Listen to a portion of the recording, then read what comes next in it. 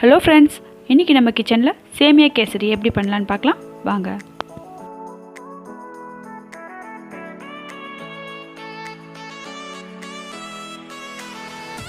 இப்போது கடாயில் கொஞ்சமாக நெய் சேர்த்துக்கலாம்.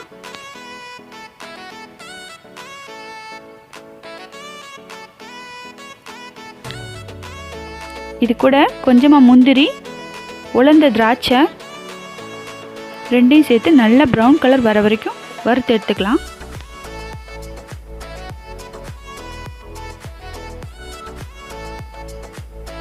நல்லா வறுத்துருச்சு. இப்போ இதை தனியாக ஒரு பாத்திரத்தில் எடுத்து வச்சுக்கலாம். இப்போது இதே கடாயில் 2 கப் அளவுக்கு சேமியா சேர்த்துக்கலாம்.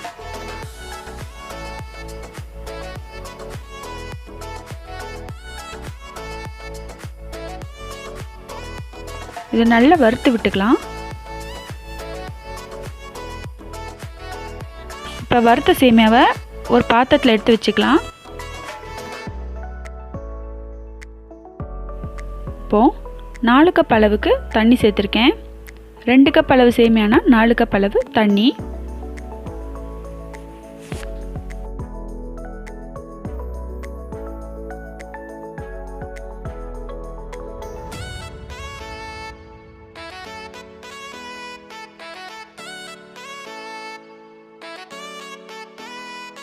தண்ணி நல்லா கொதிச்சு வந்துருச்சு. இப்போ கொஞ்சோண்டு கேசரி கலர் இது கூட சேர்த்துக்கலாம்.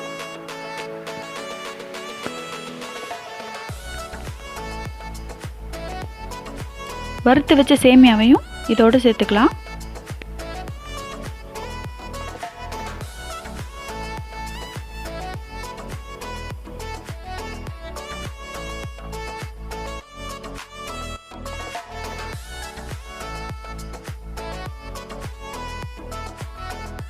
சேமியா நல்லா வெந்து வந்துருச்சு. இப்போது 1 கப் அளவு சர்க்கரை இது கூட சேர்த்துக்கலாம்.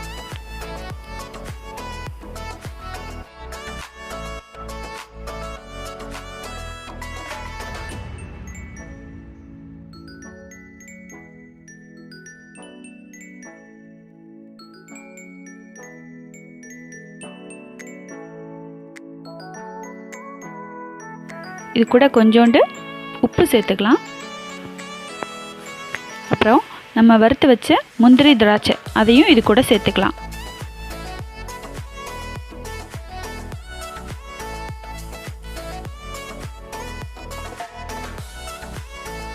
அவ்வளோதான், சேமியா கேசரி ரெடி. இந்த ரெசிபியை நீங்களும் வீட்டில் ட்ரை பண்ணி பாருங்கள். பிடிச்சிருந்தா லைக் பண்ணுங்கள். எப்படி இருந்துச்சுன்னு மறக்காமல் கமெண்ட்ஸில் சொல்லுங்கள்.